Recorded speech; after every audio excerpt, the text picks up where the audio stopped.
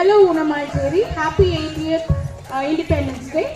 இன்னைக்கு ஒரு சின்ன நாடகத்தை நம்ம குழந்தைங்க நடித்து காட்ட இருக்கிறாங்க.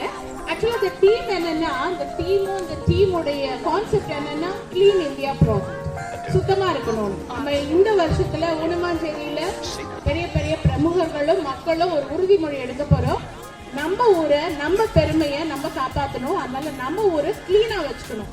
சின்ன குப்பை கூட, சின்ன ஒரு குப்பை கூட போடக்கூடாதுன்ற கான்செப்டை இந்த வருஷத்துல நம்ம உறுதிமொழி எடுக்க போறோம்.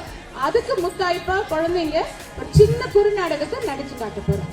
காண்போமா? கிளீன் மை இந்தியா, சுத்தமான இந்தியா. பாத்திரங்கள்: அறிவிப்பாளர் ஆர் கீர்த்திகா, 8ஆம் வகுப்பு மாணவி. மாணவர்கள்: பரத், சுபஸ்ரீ, ஸ்ரீதர், மோனிஷா. அலட்சியமாக நடக்கும் நபர்: ஜெகதீஷ். குப்பை எடுப்பவர்: கௌதம், மகாலட்சுமி, மோனிஷா.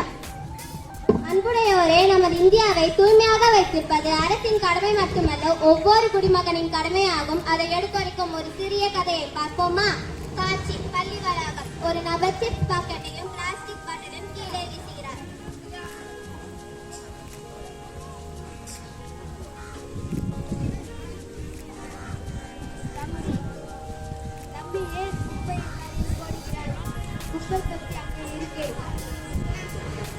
இதில் என்ன பெரிய தவறு? ஒரே குப்பை தானே. ஒரு குப்பை என்று நாம் எல்லோரும் நினைத்தால் நாளைக்கு இடம் முழுவதும் குப்பை மேடாதான் இருக்கும்.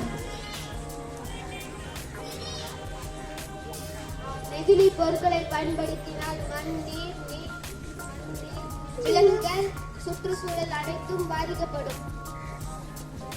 அப்படியா? எனக்கு தெரியவில்லை.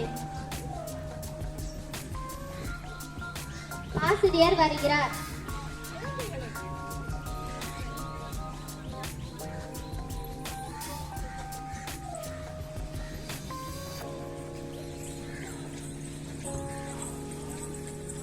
குழந்தைகளை, நீங்கள் சொல்வது மிகவும் சரி. சுத்தம் என்பது அழகை மட்டுமல்ல, நல்ல ஆரோக்கியத்தையும் தருகிறது. குப்பைகளை எப்பொழுதும் குப்பை தொட்டியில் போட வேண்டும். முடிந்தவரை துணிப்பை, காகிதப்பை போன்ற சுற்றுச்சூழலுக்கு உகந்த பொருட்களை பயன்படுத்த வேண்டும். நெகிழி பொருட்களின் பயன்பாட்டை குறைக்க வேண்டும்.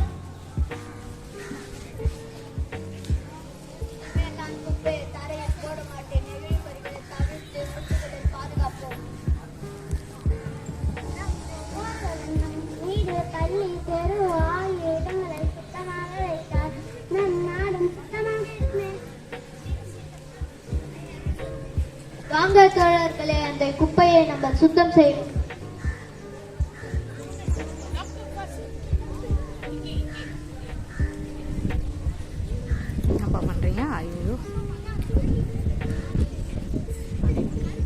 அனைவரும் ஒரே குரலில்: சுத்தமே சுகாதாரம், சுத்தமே சுகாதாரம். நெகிழியை தவிர்ப்போம், நெகிழியை தவிர்ப்போம். குப்பைகளை குப்பை தொட்டியில் போடுவோம். சுற்றுச்சூழலை காப்பாற்றுவோம். தூய்மையான இந்தியாவை உருவாக்குவோம்.